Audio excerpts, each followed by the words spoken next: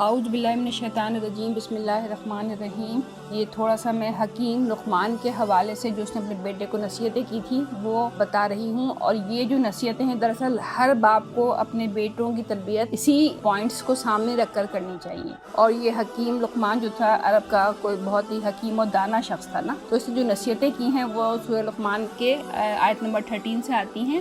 بسم اللہ الرحمن الرحیم۔ وَإِذْ قَالَ لُقْمَانُ لِابْنِهِ وَهُوَ يَعِظُهُ يَا بُنَيَّ لَا تُشْرِكْ بِاللَّهِ۔ یاد کرو جب لقمان اپنے بیٹے کو نصیحت کر رہا تھا تو اس نے کہا، بیٹا خدا کے ساتھ کسی کو شریک نہ کرنا۔ یعنی جو پہلی نصیحت ہوتی ہے وہ یہ ہے کہ اللہ تعالیٰ کے ساتھ کسی بھی لحاظ سے، نہ اس کی ذات میں، نہ اس کی صفات میں، اور نہ اس کے اختیارات میں کسی کو بھی ہمیں شریک نہیں کرنا چاہیے۔ یعنی اگر ہم اللہ کے ساتھ ملا کے کسی اور کے ساتھ بھی مانگنے لگیں تو یہ چیز پہ شرک ہو جائے گی۔ اور دوسرا کیا کہا اس نے؟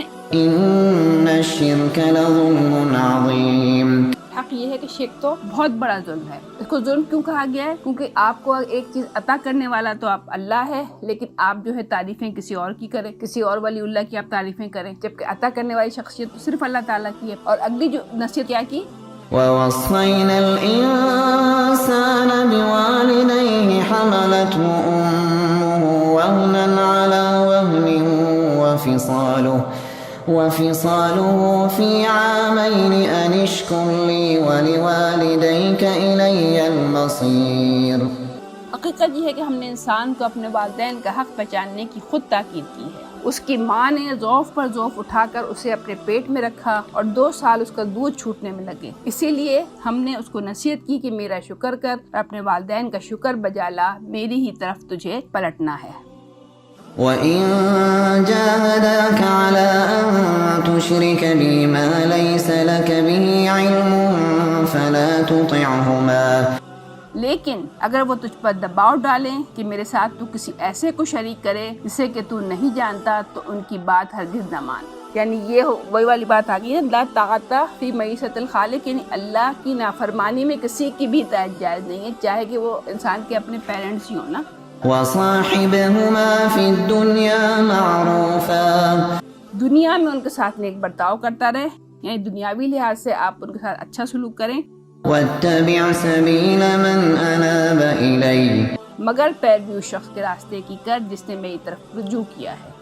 ثُمَّ إِلَيَّ مَرْجِعُكُمْ فَأُنَبِّئُكُم بِمَا كُنتُمْ تَعْمَلُونَ۔ پھر تم سب کو میری ہی طرف پلٹنا ہے، اس وقت میں تمہیں بتا دوں گا کہ تم کیسے عمل کرتے رہے ہو۔ یعنی جو کچھ بھی تم دنیا کے اندر پوری لائف گزار کے آئے ہوں گے، تو بلوغت سے لے کے مرنے تک، تو اس وقت میں تمہیں تمہارا رجسٹر دکھا دوں گا کہ تم نے کیا کیا کام کیے۔ اچھا، پھر جو اور نصیحتیں تھیں حکیم لقمان کی، يَا بُنَيَّ إِنَّهَا إِن تَكُ مِثْقَالَ حَبَّةٍ مِّنْ خَرْدَلٍ فَتَكُن فِي صَخْرَةٍ أَوْ فِي السَّمَاوَاتِ أَوْ فِي الْأَرْضِ يَأْتِ بِهَا اللَّهُ إِنَّ اللَّهَ لَطِيفٌ خَبِيرٌ۔ کہ بیٹا کوئی چیز رائی کے دانے کے برابر بھی ہو اور کسی چٹان میں یا آسمانوں میں یا زمین میں کہیں چھپی ہوئی ہو، اللہ اسے نکال لائے گا، وہ باریک بین اور باخبر ہے۔ یعنی اللہ کے علم سے کہیں پہ کوئی بھی چیز بچی ہوئی نہیں ہے۔ اس سے ہمیں پتہ چلتا ہے کہ اللہ کا تعالیٰ کا علم کتنا وسیع ہے۔ چٹان کے اندر کوئی اگر دانہ بھی ہو تو شاید ہم سے تو محفوظ ہو سکتا ہے، لیکن اللہ تعالیٰ کو اس کا پتہ ہے۔ اسی طرح سے آسمانوں میں کوئی ذرہ بھی ہو، ہمیں تو شاید اس کی خبر نہ ہو، لیکن اللہ کو اس کی خبر ہے۔ اور چاہے کوئی چیز زمین کی انتہائی تہوں کے اندر دبی ہوئی ہو سخت تاریکی میں، پھر اللہ کے لیے وہ بالکل روشن کی طرح پتہ ہے۔ تو اللہ تو اس لیے انسان کہیں پہ بھی چھپ کر گناہ کرتے ہوئے یہ نہ سوچے کہ میں اللہ کی نظر، لوگوں کی نظر سے چھپ جاؤں تو گویا کہ میں اللہ کی نظر سے بھی چھپ جاؤں گا۔ یعنی ای والی آیت یہ بتا رہی ہے کہ آپ اپنے بچے کو اس بات کا احساس دلائیں کہ تم ہر وقت اللہ کی نظر میں تو ہو۔ جیسے آپ دیکھیں نا، اگر بچوں کا بچپن سے یہ چیز دماغ میں بٹھانے لگیں کہ تم اللہ کی نظر میں ہو، تو وہ کیوں جھوٹ بولیں، تو وہ کیوں چیٹنگ کریں، وہ کیوں لڑائی جھگڑا یا بدتمیزی کریں بڑوں کے ساتھ۔ بالی ساری بات تو یہ نا کہ ہم یہ بات بچوں کے دماغوں کے اندر یہ چیز اس طرح بٹھاتے نہیں ہیں جس طرح سے آپ دیکھیں حکیم لقمان اپنے بیٹے کو دل میں بٹھا رہا ہے۔ يَا بُنَيَّ أَقِمِ الصَّلَاةَ۔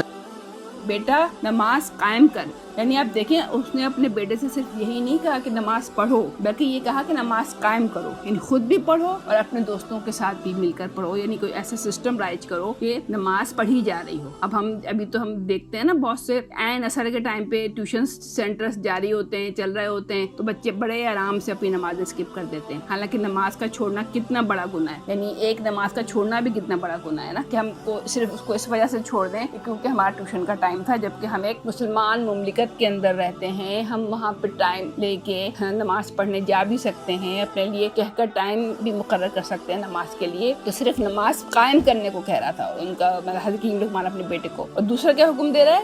وَأْمُرْ بِالْمَعْرُوفِ وَانْهَ عَنِ الْمُنكَرِ، نیکی کا حکم دے، بدی سے منع کر، یعنی یہ بھی کام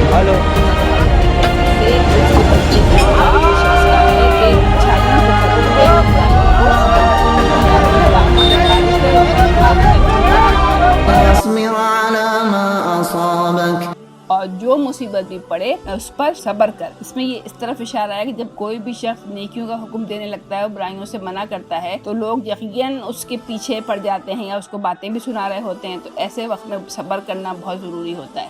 إِنَّ ذَلِكَ مِنْ عَزْمِ الْأُمُورِ، یہ وہ باتیں ہیں جن کی بڑی تاکید کی گئی ہے، یعنی اصلاح خلق کے لیے اٹھنا اور اس کی مشکلات کو برداشت کرنا کم ہمت لوگوں کا کام نہیں ہے۔